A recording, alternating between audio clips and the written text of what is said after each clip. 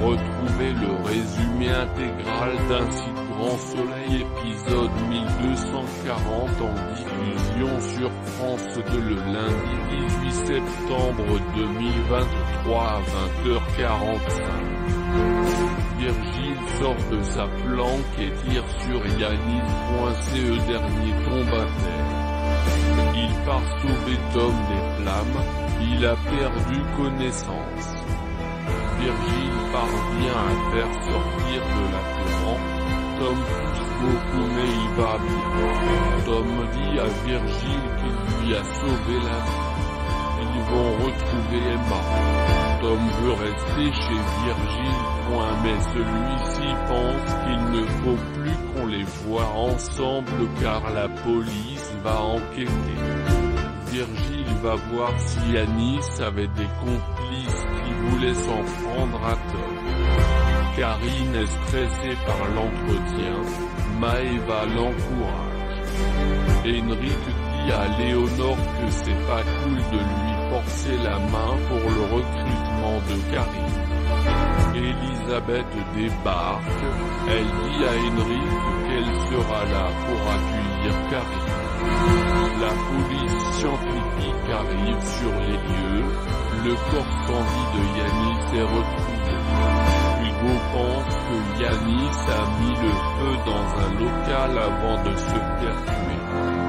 Virgile amène Tom auprès d'Emma, elle va prendre soin de lui au camping. Le chemin de Virgile et Tom se séparent. L'émotion est au rendez-vous. Hélène trouve Alix soucieuse. Alix explique que Virgile a des problèmes, ça l'angoisse. Elle a peur que ça perturbe le mariage.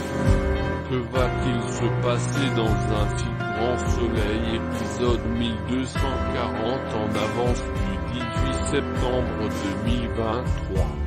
Henrik n'a pas le choix, il cède. Manu vient voir Virgile, il lui dit que Yanis a été retrouvé mort.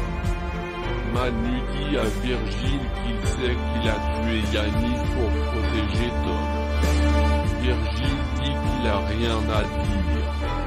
Manu a peur que ses collègues mènent l'enquête et que les proches de Yanis veuillent se venger. Henrik a accepté d'embaucher Karine. Celle-ci explique à Maëva que c'est à cause d'Elisabeth qui veut se donner bonne conscience, car Saoli est responsable de son expulsion. La police a la preuve que Yanis a tué Stan.